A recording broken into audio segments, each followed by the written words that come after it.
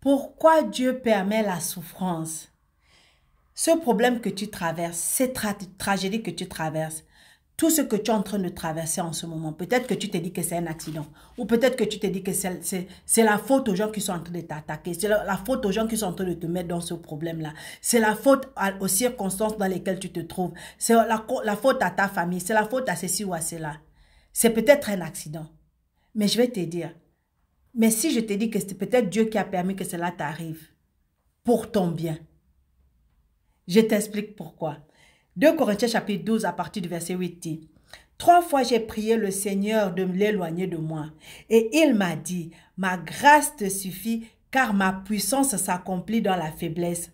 Je me glorifierai donc plus volontiers dans mes faiblesses, afin que la puissance de Christ repose sur moi. C'est pourquoi je me plais dans les faiblesses, dans les outrages, dans les calamités, dans les persécutions, dans les détresses pour Christ.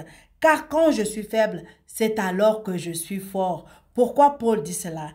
Paul dit cela parce que après que tu aies traversé le feu, après que tu aies traversé les rhumes, les pleurs, les angoisses, les nuits blanches, les abandons, l'humiliation, le désarroi, tout ce que tu peux traverser, tout ce que tu peux vivre quand tu traverses une situation difficile, c'est seulement en ce moment-là.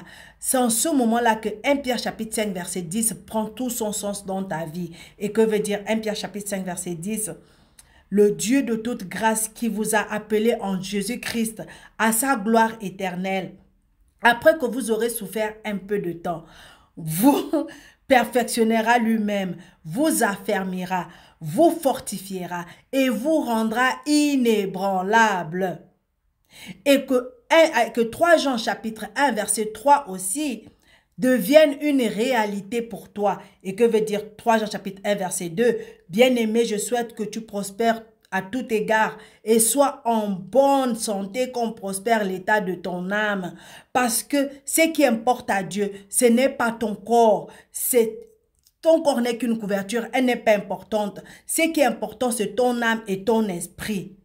Le plus important, c'est que ton âme prospère, comme prospère ton esprit. Parce que ton esprit est déjà sain. Le but de Dieu, quand tu traverses des situations difficiles, c'est que tu sois transformé, que tu sois fortifié, que tu sois éveillé, que tu reçoives la sagesse, l'intelligence pour marcher dans ce monde, pour que ton âme aussi puisse prospérer et que ton âme et ton esprit marchent main dans la main pour que tu sois un chrétien puissant, un chrétien déterminé et rempli de la gloire de Dieu. Alors tiens ferme, persévère dans cette situation.